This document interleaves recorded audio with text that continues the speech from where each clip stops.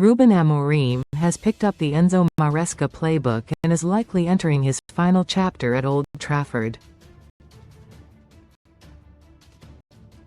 Whether by accident or design, Amorim has boosted his chances of suffering the same fate as the former Chelsea head coach, whose 18-month stint came to an end on New Year's Day. Sign up for the Chelsea newsletter. Thank you. Ruben Amorim could be approaching the end of his Manchester United tenureCredit. Getty. Enzo Maresca left Chelsea last week after falling out with the club's hierarchyCredit, EPA. Maresca walked out of Stamford Bridge without uttering a word to his players after his final game and refused a £15 million payout after too many public outbursts against the Blues hierarchy. Amorim has always been reactive and raw in his post-match press conferences, but his eruption at Elland Road on Sunday might have been one too many for United chiefs to stomach, with tensions rising over tactics and a transfer standoff. After a 1-1 draw with Leeds, Amorim called for United Director of Football Jason Wilcox and their scouting team to do their jobs, at the same time as demanding to be allowed to be the manager, not the coach. Read more on Man Utd. He was challenging United's hierarchy to let him do his job without interference and wants new arrivals this month to help boost his side's chances of securing Champions League football next season.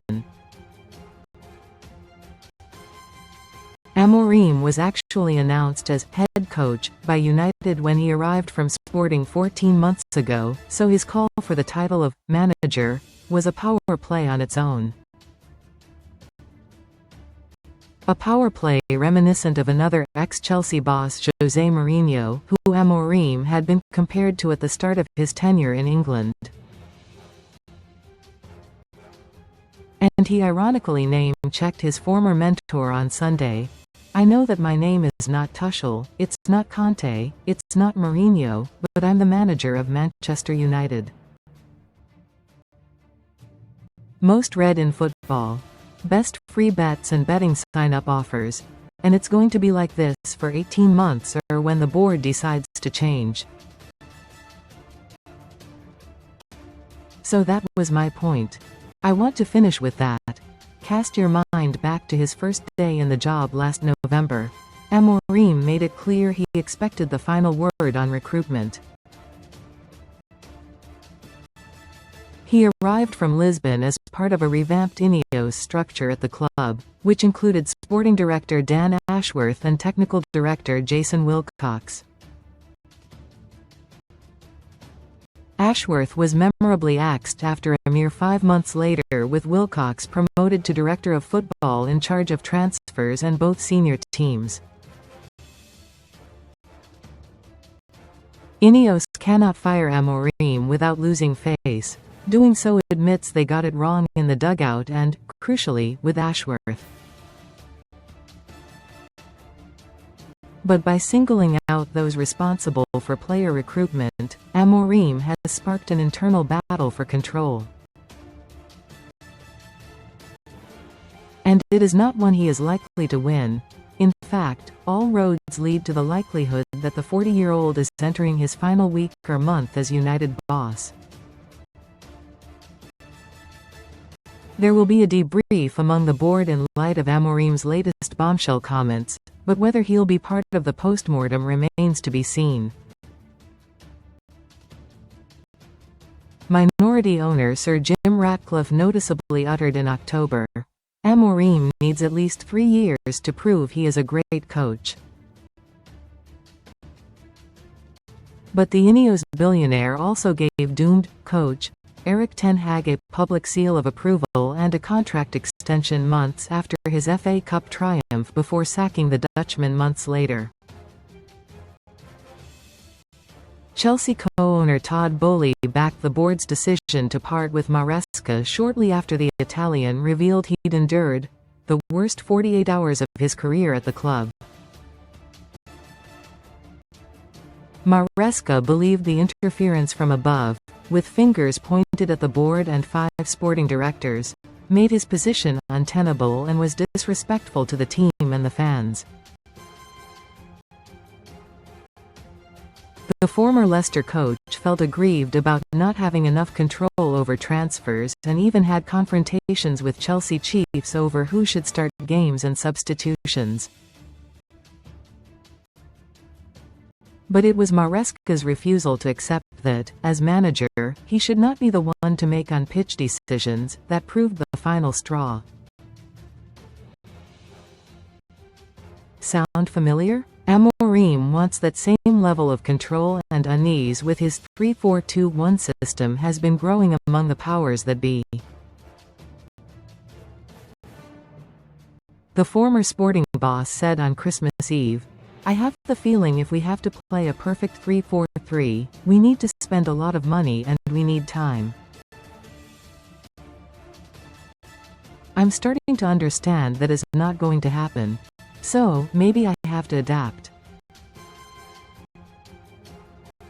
He subsequently shifted to a 4-at-the-back formation for the 1-0 win against Newcastle on Boxing Day, before reverting to 5 at the back when United were held to a draw by bottom-side Wolves and now Leeds.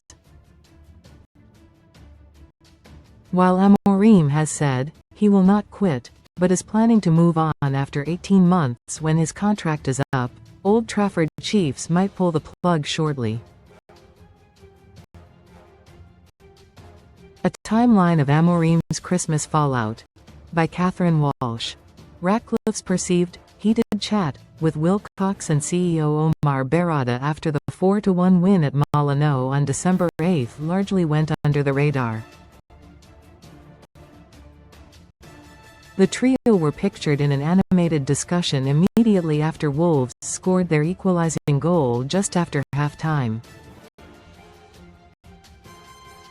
United then lost Ahmad, Brian Mabumo and Nosair Mazraoui to AFCON after the 4-4 draw with Bournemouth, and skipper Bruno Fernandes limped off in the defeat at Villa Park. Amorim then laid down his first marker by admitting he may not get the money necessary to perfect his 3-4-3 in his Christmas Eve pre-match conference ahead of the Toons visit. Speaking after the 1-0 win over Newcastle, Amorim then made an interesting comment on failing to reach common ground with transfer boss Wilcox. He said, "I have one idea, Jason and board have another idea. Every decision that we make, we need to reach a common ground. That is really important. Because you don't need to make everything for the manager, because the manager can change and you need to change everything, but the manager understands the way of playing." Amorim then walked in with a huge frown on his face on Friday, January 2 at Carrington.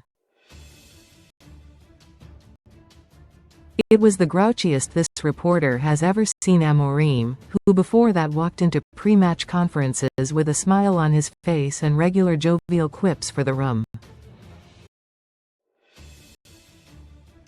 He then uncharacteristically point-blank refused to answer a question and gave short, pointed replies to others. Amorim was asked to explain why he did not know the position around recruitment when he joined United from Sporting in November 2024. "I don't want to talk about that," he said. "I just focus on the Leeds game." Amorim then said he did not regret his comments prior to the Newcastle match before being asked again, by the same journalist, if something had changed in relation to the transfer budget.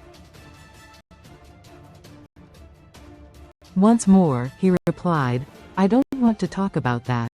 Then, after a brief pause, and after the United media official sitting next to Amorim at the press conference had begun to say who would ask the next question, the Portuguese added, "But you are very smart, so."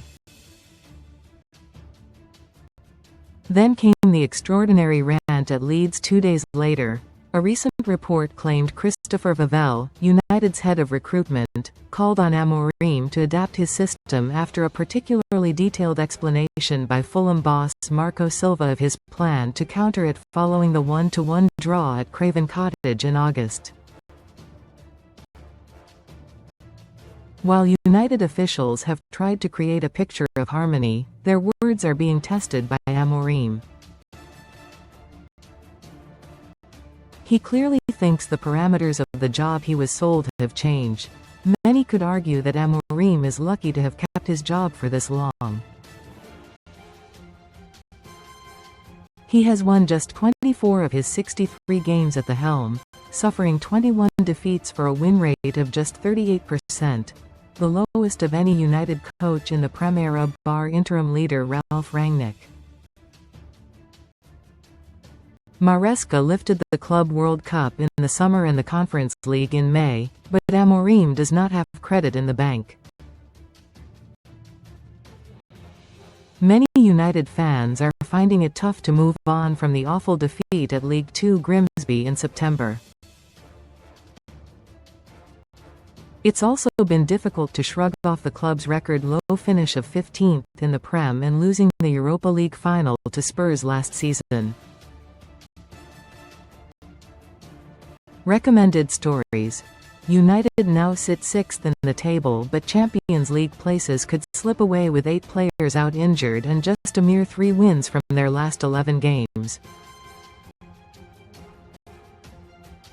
Amorim has put himself in grave jeopardy at United by speaking out so candidly.